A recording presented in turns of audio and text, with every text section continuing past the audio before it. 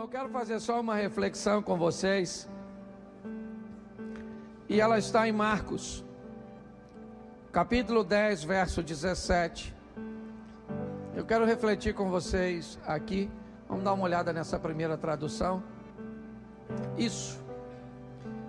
E pondo-se a caminho, correu para ele um homem, o qual se ajoelhou diante dele e lhe perguntou: Bom mestre, que farei para herdar a vida eterna?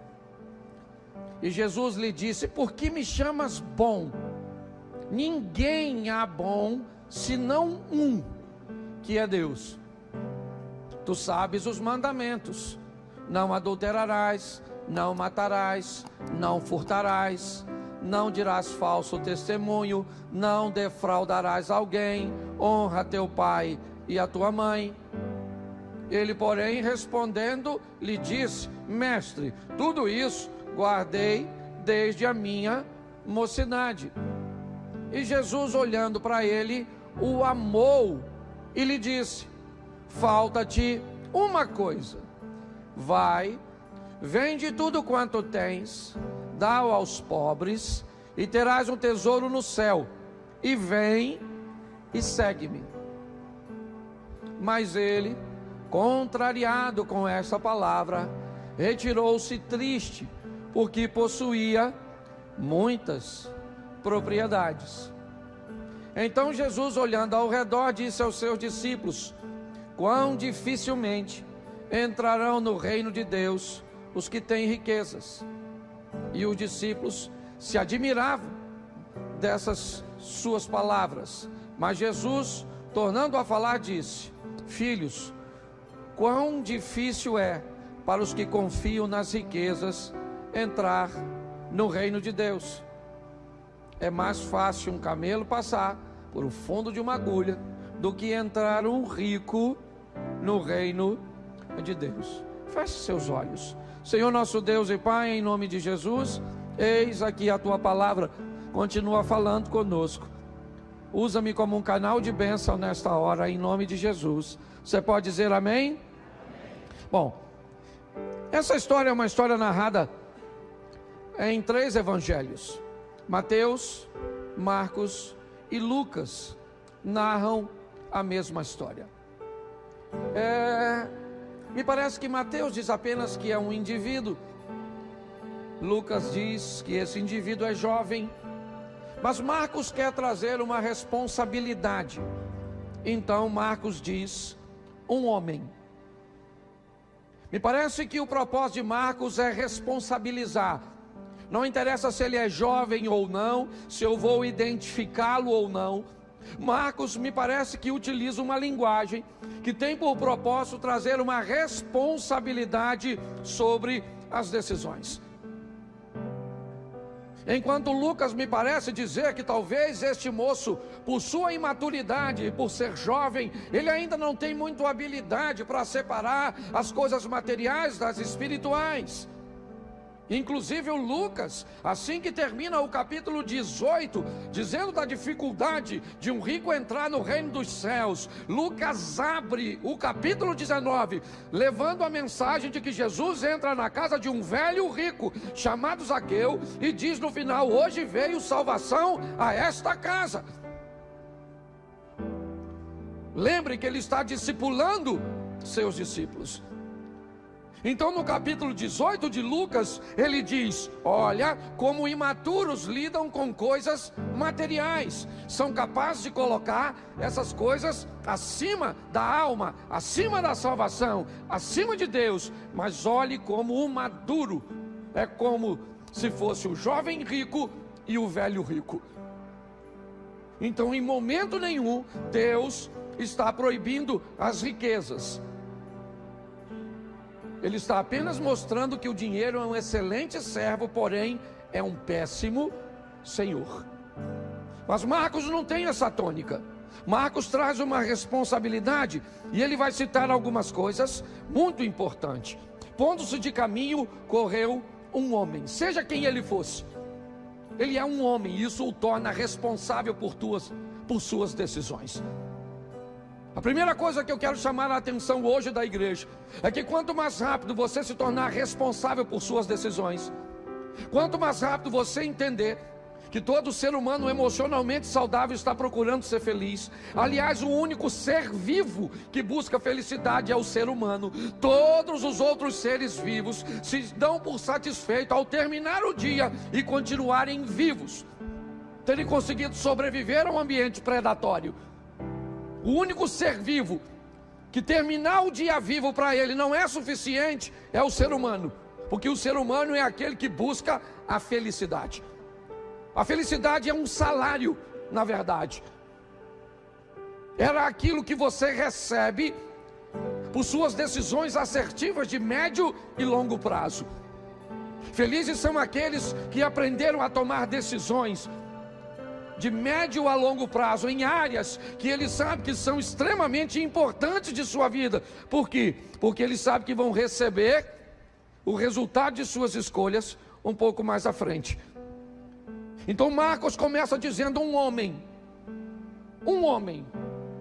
trazendo responsabilidade, uma mulher, ok? Alguém adulto, apto para lidar com as consequências daquilo que fez, daquilo que faz, de suas escolhas. É um homem para não botar a culpa em Satanás, é um homem para não botar a culpa no governo, é um homem para não botar a culpa nos outros.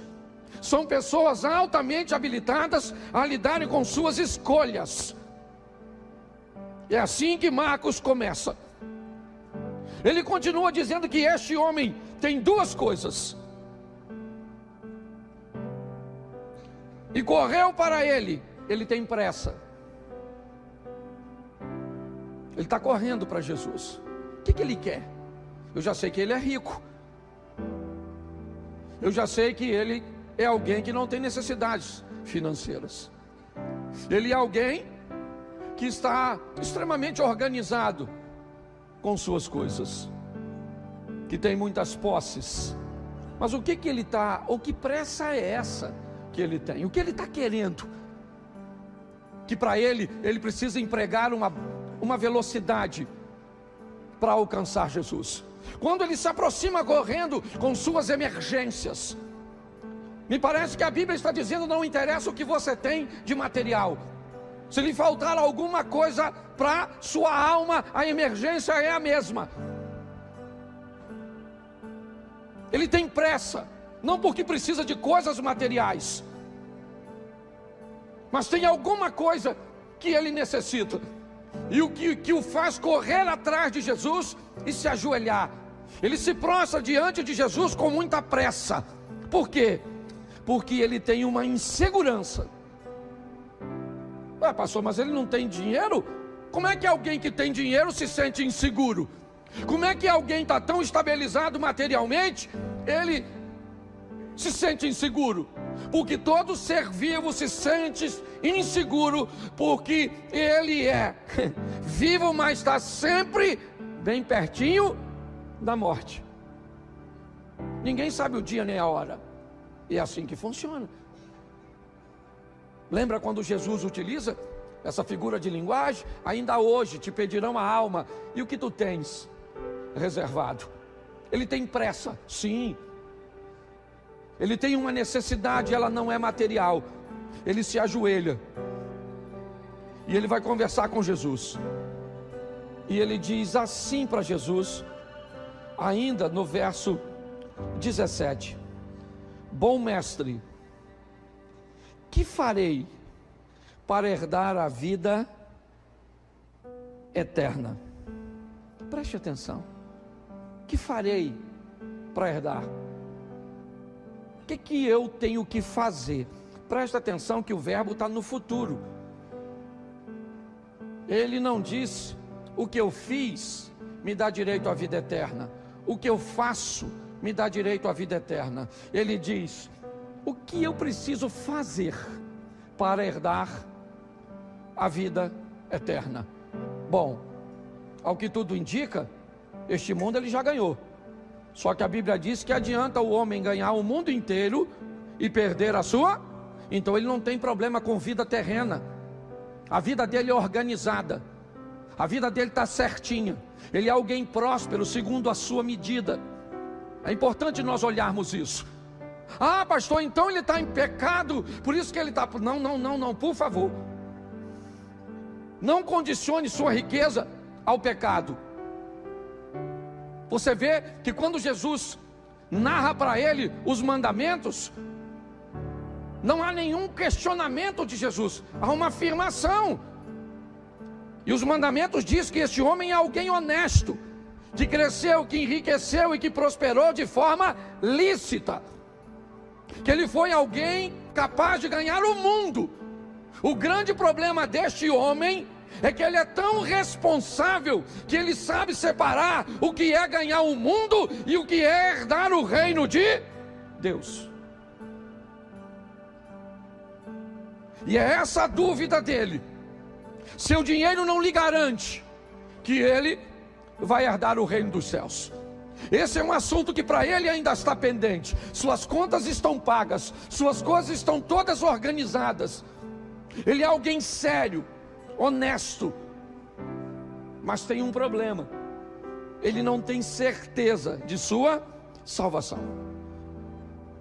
Então ele diz: bom mestre, que farei para herdar a vida? E aí Jesus pergunta: por que me chamas bom, cara?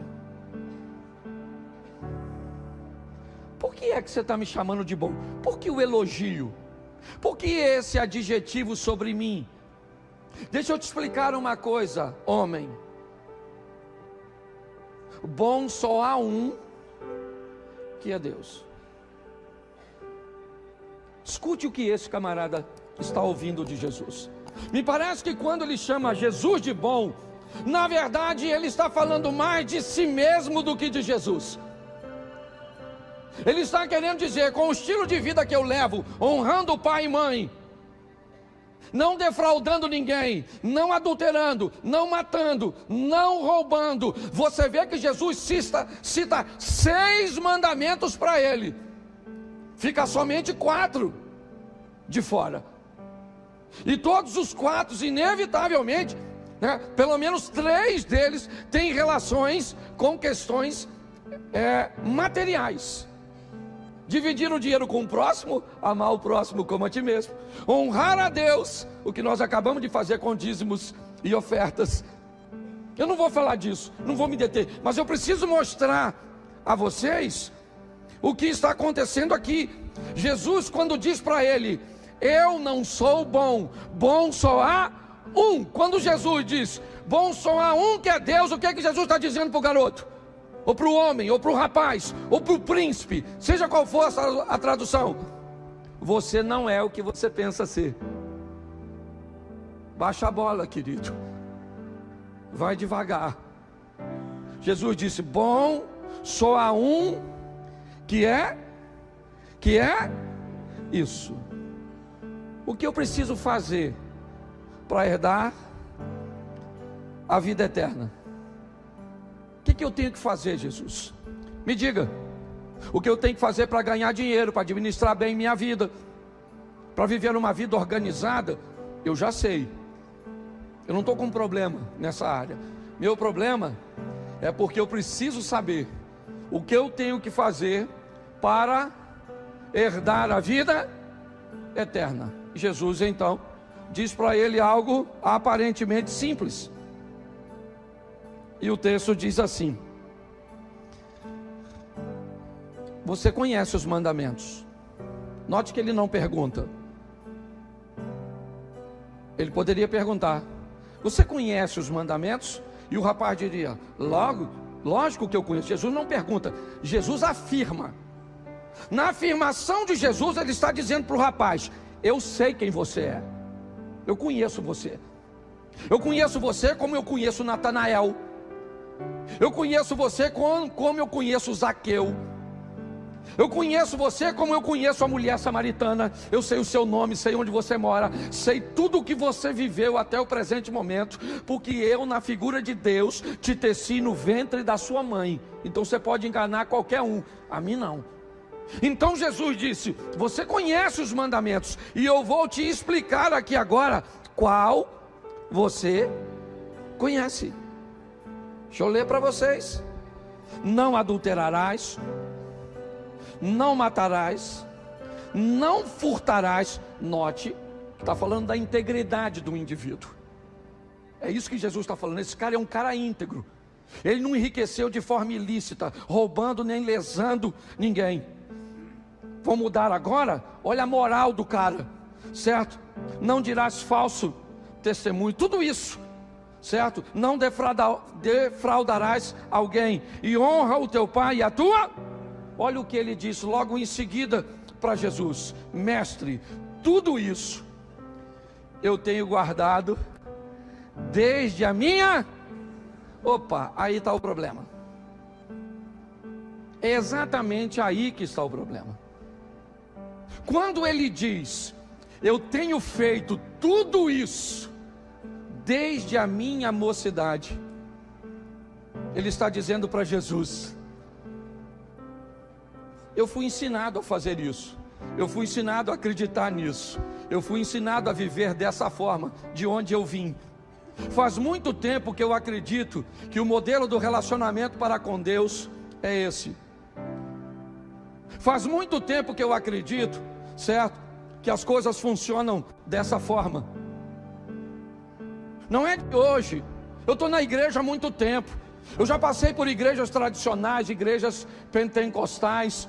Eu já passei por igrejas neopentecostais, por comunidades.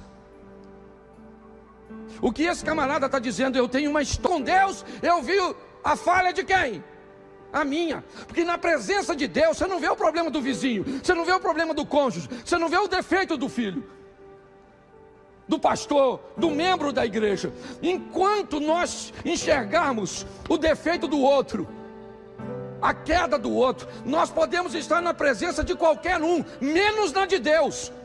Porque na presença de Deus você não tem tempo de olhar a vida do outro, você só consegue olhar para você mesmo. Essa é a grande verdade. Jesus está dando uma grande lição. Por quê? Porque ele está conseguindo agora olhar para si mesmo. E qual é o problema? É que ele aprendeu desde pequeno, e agora ele encontra com Jesus trazendo algo que vai de encontro ao que ele aprendeu desde pequeno.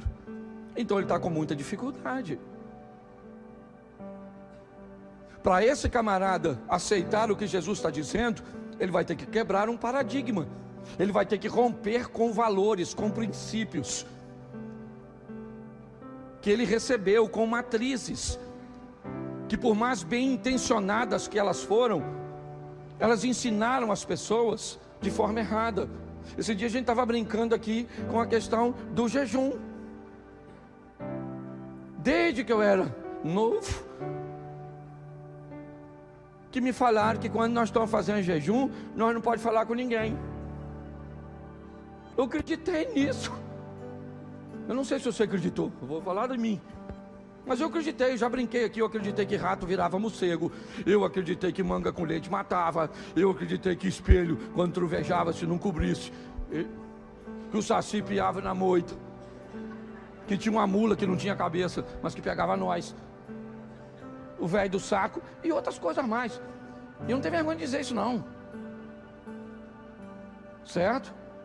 Agora, quando eu vejo Jesus ir para o deserto, jejuar 40 dias, e foi sozinho, e o pessoal escreve que ele jejuou, eu desculpo que Jesus contou. Aí você pode dizer, mas pastor, contou depois que jejuou.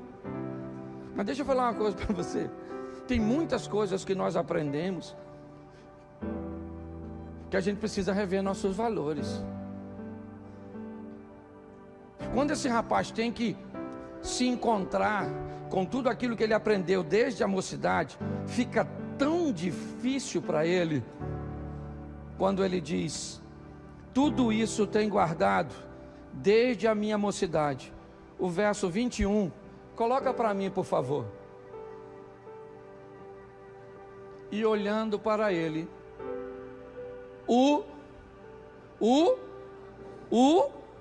Preste atenção. Assim que ele diz que faz tudo aquilo desde sua mocidade, o texto diz: Jesus olha e o ama, porque está entendendo por que para ele é tão difícil romper. Por que para ele é tão difícil se encaixar? Por isso eu não acredito a via de regra de mudanças instantâneas.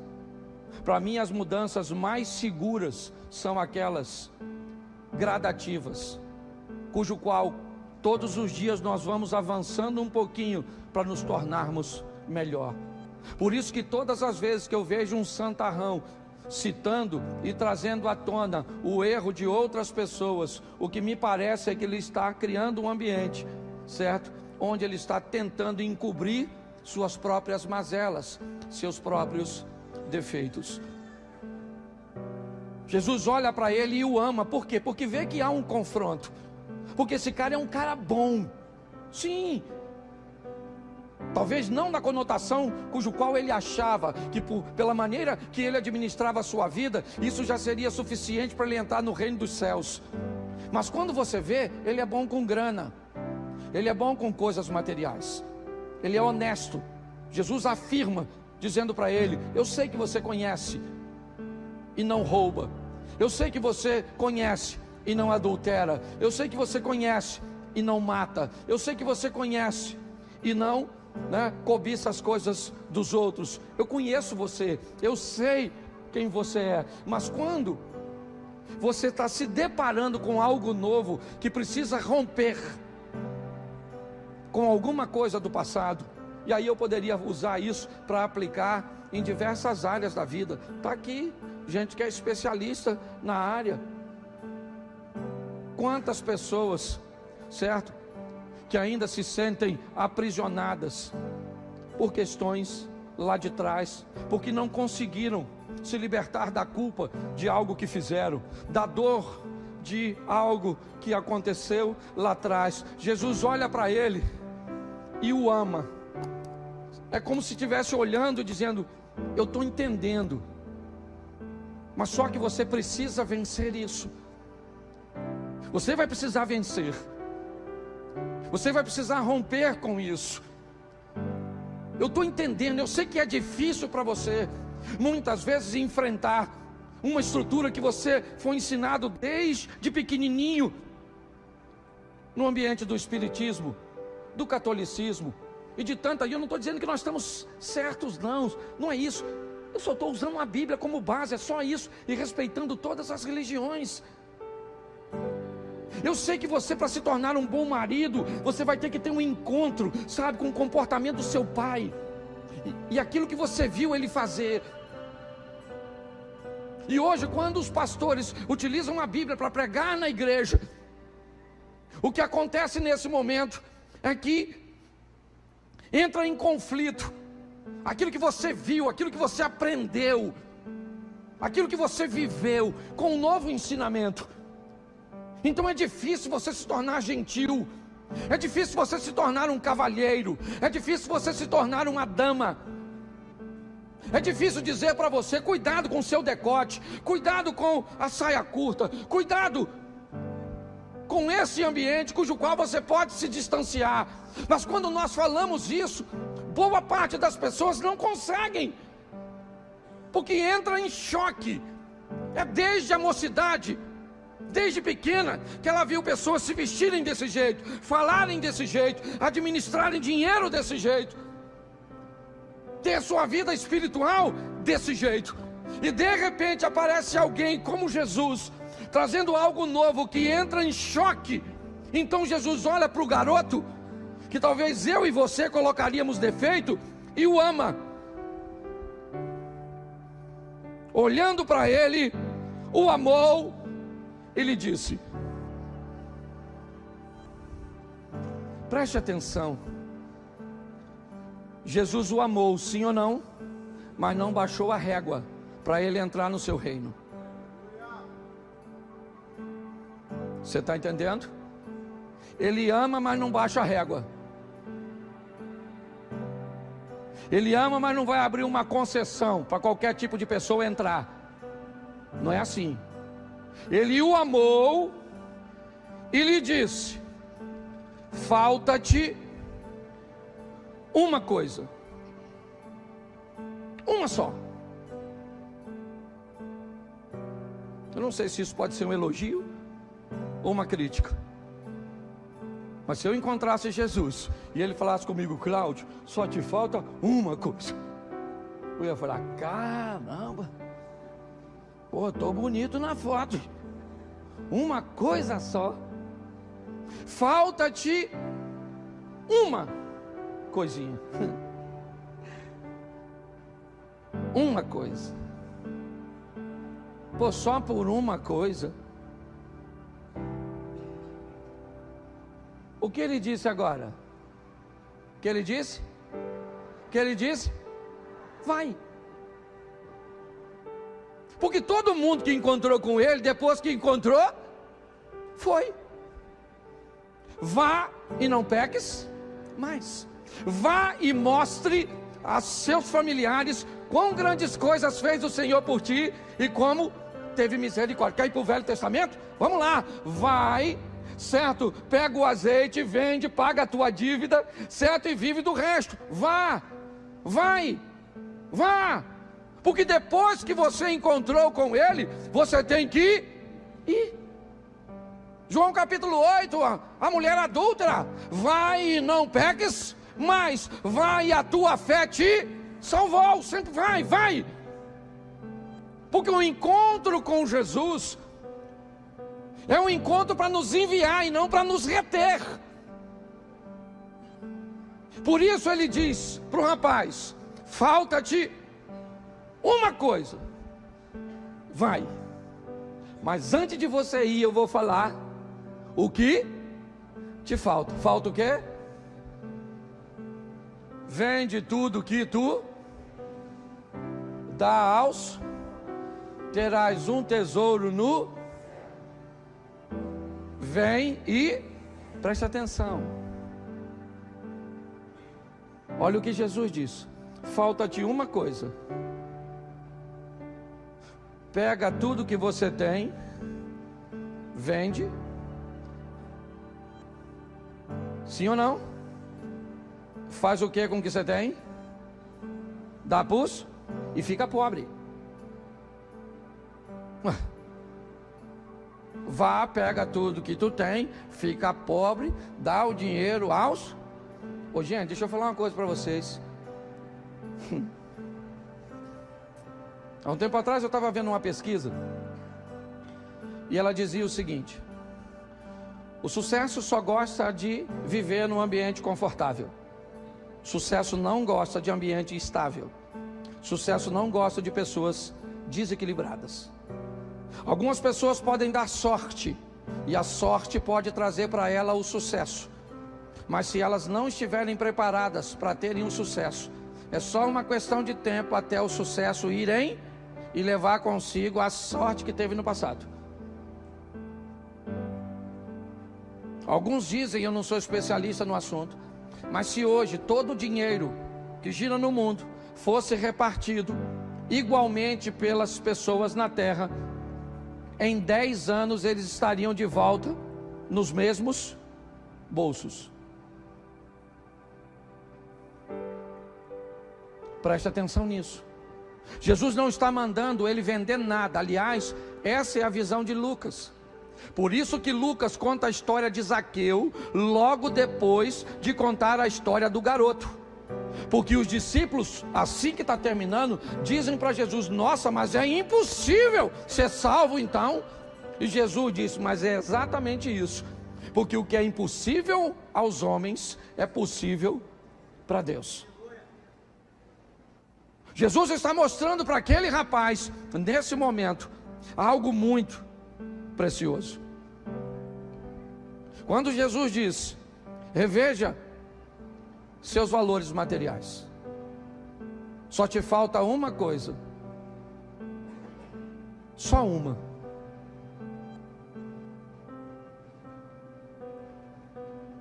Os seus recursos materiais, a sua visão material está sobrepondo, está acima E nós precisamos eliminar tudo isso. O texto diz, bota o 22, mas ele contrariado, claro que é contrariado com essa palavra. A palavra de Jorge Linhares na última quarta-feira. Uma palavra que sai do púlpito, que na maioria das vezes não te contraria, não te confronta, não diz que você precisa de uma mudança, de um reposicionamento, que não faz você ficar chateado, como disse ele, com o pregador, ou com aquilo que foi dito. Jesus disse para ele: pega tudo que tu tens. Preste atenção, garoto. Você quer vir atrás de mim, rapaz? Então vamos lá. Pega tudo que você tem. É isso aí? Pega tudo que você tem, vende, dá para os pobres. Aí você vai ter um tesouro no céu. E depois você vem em mim. Porque eu não estou querendo seu dinheiro, eu estou querendo você. Se o que você acha que eu estou querendo é seu dinheiro, se o que você acha que você vai entrar na igreja porque você é rico, tem um carro importado, tem uma empresa, porque você tem um nome, aqui nós vamos te tratar melhor, você não sabe nada sobre reino. Daquela porta para dentro, todos nós somos iguais. E quando chegamos perto um dos outros, descobrimos duas coisas fantásticas. Primeiro, que eu tenho defeito que você não tem. E segundo, que eu tenho virtudes que você não tem. Esse rapaz está recebendo uma grande lição juntamente com os discípulos. Vai, vende tudo que tu tens, dá aos pobres, terás um tesouro no céu. E vem, cara, vem sem dinheiro. Ele podia fazer isso, sim ou não? Sim ou não? Sim, não era nem para ficar triste. Ele era um cara altamente habilitado para lidar com dinheiro. Sim ou não? Você acha que ele ganharia o dinheiro todo de novo ou muito mais? Sim ou não? Porque ele era alguém que vivia dentro dos princípios. Ele não ficaria pobre. Não. Só que ele sabe muito sobre obedecer, mas pouco sobre o propósito da obediência. É assim. Ele vira as costas e vai embora. E Jesus diz para ele: ô rapaz, ei, chega aí. Mas não, cara. Peraí. Não vende tudo não. Ó, vende só 50%. Fica com os outros 50%. Mas me segue. Entendeu? Sai da igreja não. Vem comigo. Jesus falou isso? Sim ou não? Porque senão ele baixava a régua. Ele disse: olha, o protocolo é esse, o estilo de vida é esse, e se tu quiser, eu estou aqui. Se tu não quiser, querido, beleza. O garoto quis, sim ou não? Ou o homem quis, sim ou não? Foi para o inferno? Sim ou não? Foi ou não foi? Não, foi não. Ele não foi porque não morreu. Quem garante que esse garoto não foi e pensou? Aí logo em seguida descobriu que Jesus foi na casa do Zaqueu. Falou: olha lá, rapaz, o rico entrando e eu lascado de fora. E nossa, para mim ele mandou dar tudo. O Zaqueu foi só 50% que deu. Jesus nem mandou, ele deu porque quis. Preste atenção nisso. Eu tenho falado muito sobre o modelo de relacionamento para com Deus. Eu não sei o que Deus quer de você. Eu só tenho certeza de que o que Ele quer de você não é a mesma coisa que Ele quer de mim. Isso eu tenho certeza. O que Ele tem para mim não é a mesma coisa que Ele tem para você. O que Ele pode fazer na minha vida, Ele pode fazer na sua, mas não vai fazer. E o que Ele vai fazer na sua, Ele não faz na minha, porque não é o propósito dEle para mim me dar o que Ele tem para você. Nós precisamos entender isso. Esse rapaz, essa história, ela termina aparentemente estranha, é verdade, mas a do Nicodemos também terminou. Ele foi de noite ter com Jesus. Jesus lhe disse: põe para mim João 3. É 3? Eu acho que é. João capítulo 3. Isso, havia entre os fariseus um homem chamado Nicodemos, príncipe dos judeus. Este foi ter de noite com Jesus e disse-lhe: Rabi, bem sabemos que és mestre vindo de Deus, porque ninguém pode fazer esses sinais que tu fazes se Deus não for com ele, certo? E Jesus respondendo disse: na verdade te digo, que aquele que não nascer de novo não poderá ver o reino de Deus. Põe aí. Ele disse-lhe Nicodemos: como pode ser um homem sendo, nascer de novo sendo velho? Porventura poderia esse tornar o ventre de sua mãe para nascer? O que Jesus disse? Certo? Aquele que não nascer da água e do Espírito não pode entrar no reino de...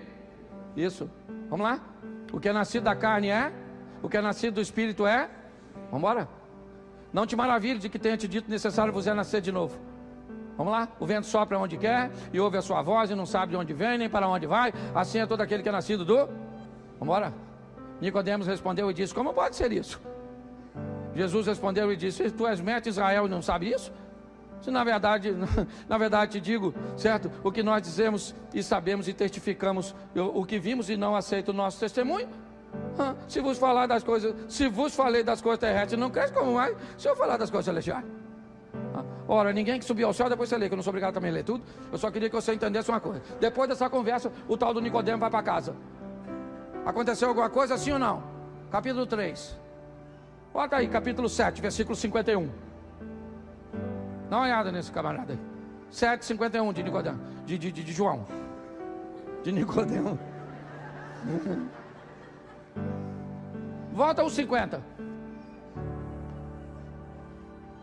Isso. Nicodemos, o que era um deles, o que de noite fora ter com, disse-lhes: porventura condena a nossa lei um homem sem primeiro ouvir e ter conhecimento do que faz?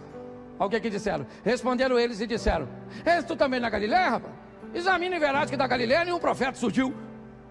E cada um foi para sua casa. Gosto desse texto. Estava falando mal de Jesus, sentando por rede. Aí Nicodemo falou: parada é essa, maluco? Poxa, nós não temos direito de falar mal de um camarada sem saber direito. Aí os caras falaram assim: ô Nico, escute só. Na Galileia não veio profeta nenhum não, rapaz. Vai ler a Bíblia, miserável. Entendeu? Você também está acreditando nesse negócio? O que o Nicodemo fez? Foi para casa, falou nada. Sim ou não? Capítulo 19, versículo 38, 39, 40. Dá uma olhada no Nico agora. Depois disso, José de Arimateia, que era discípulo de Jesus, mas eu gosto dessa expressão, discípulo oculto. Conhece alguns? Assim, ó. Aquela turma que é discípulo, mano.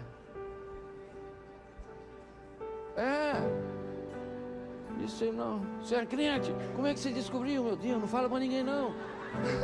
Um discípulo oculto. Sei lá. Mas ele era oculto por quê? Por medo do... Isso, o Zé de Arimateia. Discípulo oculto. Discípulo. Isso. Olha só. Rogou a Pilatos que lhe permitisse tirar o corpo de Jesus. Pilatos não permitiu. Então tirou o corpo de... Versículo. Foi também Nicodemos, aquele que anteriormente se dirigia de noite. Presta atenção. Reunião de medrosos. Nico com Zé. Lembra o profeta Isaías? Sou um homem de lábios impuros, porque habito no meio de um povo de impuros. Sou um discípulo oculto, porque ando com um discípulo oculto.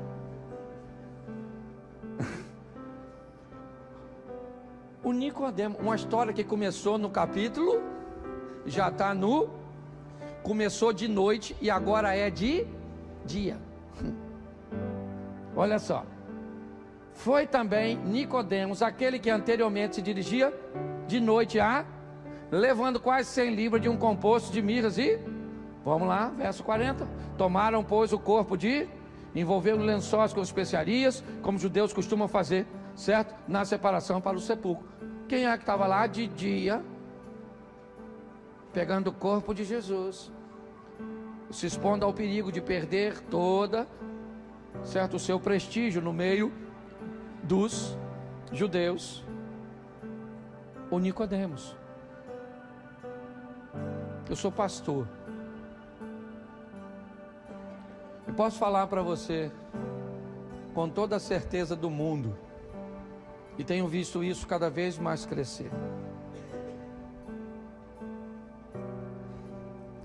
Como tá legal falar mal dos outros para encobrir nossos erros. Como é fácil apontar o erro de alguém. Como é fácil olhar para aquele que está fazendo e dizer: nossa, ele é desqualificado. Como pastor, eu aprendi uma coisa: quer conhecer a pessoa? Tire ela da cadeira e bota aqui em cima. Você tem quantos anos de ministério, irmão? 42, então você sabe o que eu estou falando. Você bota alguém para dar uma palavra de oferta, no dia seguinte, ou às vezes no mesmo dia, eu estou recebendo um WhatsApp: sabia que ele te divorciou? Sabia que ele está devendo a Light? Sabia, mas eu não sabia, que se eu soubesse. E pior, às vezes o cheiro de quem fala é pior. Eu gosto, sabe, dessa colocação, de que todas as vezes que a palavra chega, ela faz o que aconteceu com este rapaz. Ela nos leva, né, a ter um encontro com aquilo que faz com que estabeleçamos o comportamento com o propósito de nos transformar, de nos mudar. Nós tínhamos uma frase no começo que a igreja começou, no início da igreja, que eu mantinha ela colocada, e esses dias alguém me cobrou a falta dela, e ela dizia assim: aqui não toleramos o nosso pecado, porque toleraríamos ao seu. E de um tempo para cá eu tirei essa frase aqui. Sabe por quê, Eliezer? Senão tinha que sair da igreja. Que parecia que ela estava escondendo, e eu também tenho pecado. Não vou falar, mas tenho. E tu também tem. Não fica olhando para mim com essa cara de quem não tem. Se você tem escondido no obscuro, se você estivesse lá com a pedrinha na mão, aquela mulher, Jesus falasse: atira a primeira pedra, quem aqui atiraria? Levanta a mão. Aí, só uma garotinha lá. E ela tacaria mesmo. Essa garotinha gosta de tacar pedra, Então, olha só, nós estamos numa proposta de oportunidade. Agora Jesus não vai descer a régua, entendeu? Sem santificação, ninguém lute com todas as forças para melhorar. O resquício que sobrar vai para o perdão, entendeu? Aí você fazia fofoca assim quase todo dia. Nossa! Agora você faz fofoca uma vez por semana.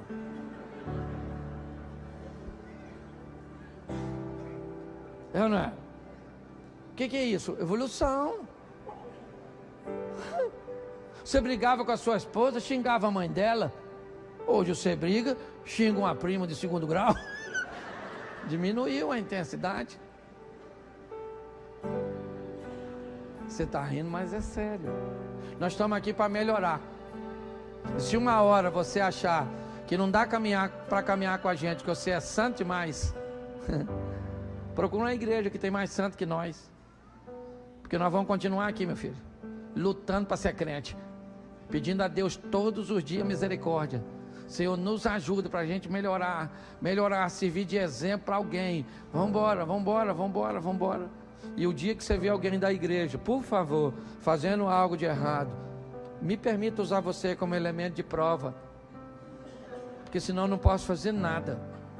As pessoas falam: pastor, vou falar uma coisa para o senhor aqui, ó, mas o senhor não fala o que eu falei, mas fulano está fazendo isso e isso, mas O senhor tem que corrigir. Mas então vão lá para a cariação. Vão levar o criminoso. Não quero me comprometer. E aí eu me lasco. Tem gente na rua aí que eu tive que afastar porque fez besteira, mas não pude falar a besteira que fez. A família dele toda passa e vira as costas para mim. Sabia disso? Vira as costas para mim. E eu não posso falar: dona, chega aqui, chama seus filhos tudo, que eu vou falar quem é seu marido. Pronto, desgracei um casamento. Então lasca em mim. Mas eu estou feliz. Apanhando igual isso, boi ladrão. Mas estou feliz. Lutando para ser crente igual você. Pastor, o senhor é louco, o senhor fala dos seus defeitos? Claro, eu vou falar dos seus.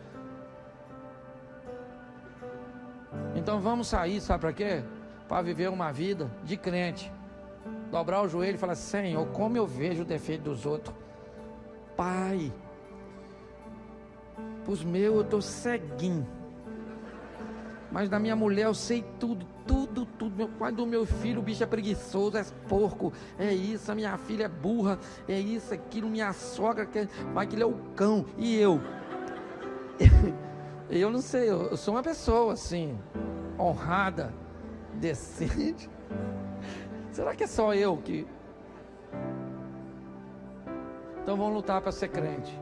Olhar para as pessoas igual Jesus olhou, com amor. Você pode ficar de pé? Nós já vamos embora. Olha para quem está do seu lado e diz assim: eu sei quem você é. Aí fala agora assim para ela: para de olhar para mim, para. É isso aí. Pastor, eu queria aceitar Jesus, queria voltar para Jesus, queria conhecer mais sobre vocês. Aqui está bem divertido. Atrás daquela câmera tem uma sala. Lá na sala vai ter alguém para te receber, para orar por você, se você quer aceitar Jesus. Se você quiser uma informação dos nossos cultos ministeriais ou dos nossos cultos regulares, tá certo? Lá você pode. Ah, pastor, mas eu não tenho que fazer uma confissão pública. Tem, fica tranquilo. Futuramente você vai vir aqui à frente. Nós só estamos invertendo o processo. Porque tem gente que levanta a mão, vem aqui e depois some. Então você vai lá primeiro, porque depois, se você sumir, a gente não sente nem falta. Não vem aqui não.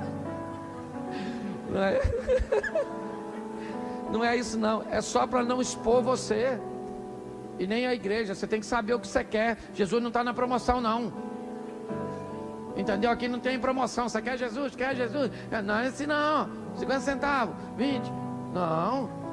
Então você quer receber Jesus? Ó, lá vai ter gente para orar por você, para te dar atenção. Caminha com a gente, vê se nós somos sérios, vê se a nossa teologia é legal, vê se a nossa dinâmica é boa. Aí depois você diz: agora eu quero. Aí vai lá, faz escola de servo, escola de batismo. Olha que legal. Aí vem para cá caminhar com a gente, ajudar os outros. Posso ouvir um amém? Amém. Isso. Feche seus olhos. Pai, muito obrigado por essa noite. Às vezes nos sentimos tão bons, ó Deus, como aquele rapaz, que na verdade era bem organizadinho, uma vida bem acertada, mas que ainda lhe faltava uma coisa: colocar o Senhor acima dos bens materiais. Em nome de Jesus, ó Deus, que a tua graça, o favor cujo qual nós não merecemos, nos acompanhe todos os dias. Que a conscientização do teu Espírito Santo, que é aquele que convence do pecado, da justiça e do juízo, nos ajude a melhorarmos todos os dias. Ninguém aqui vai se tornar santo até que receba do Senhor um novo corpo, um novo nome. Mas enquanto isso, nós vamos entrar no processo de santificação, sem a qual ninguém encontrará contigo. E vamos lutar com todas as nossas forças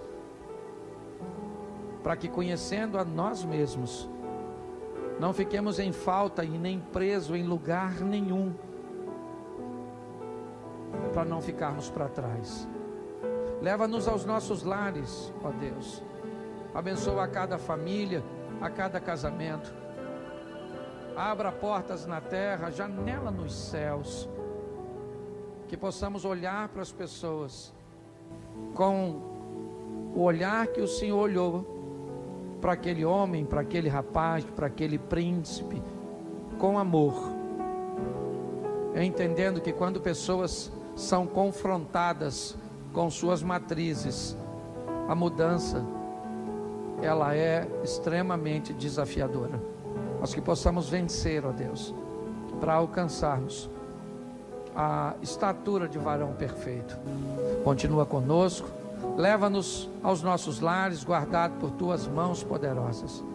Que o grande amor de Deus, nosso Pai, a graça de nosso Senhor e Salvador Jesus Cristo e as doces consolações do Santo Espírito de Deus seja para com todo o povo do Senhor, e todos digam: A Bíblia nos desafia constantemente a olharmos para nós mesmos e refletirmos sobre nossa postura diante das dificuldades alheias.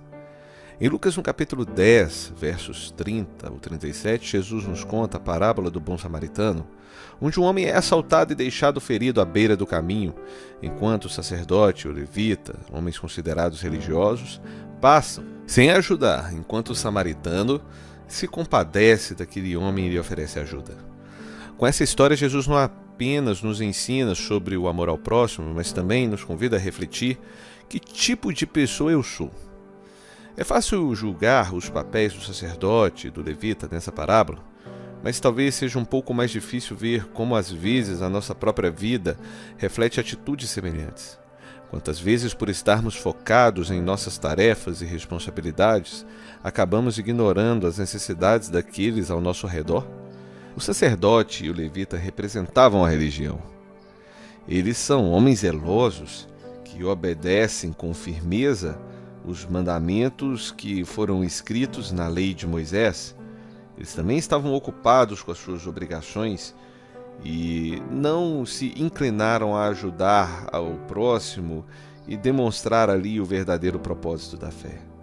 Jesus nos alerta em Mateus 23 sobre a importância de não negligenciarmos a justiça, a misericórdia e a fé.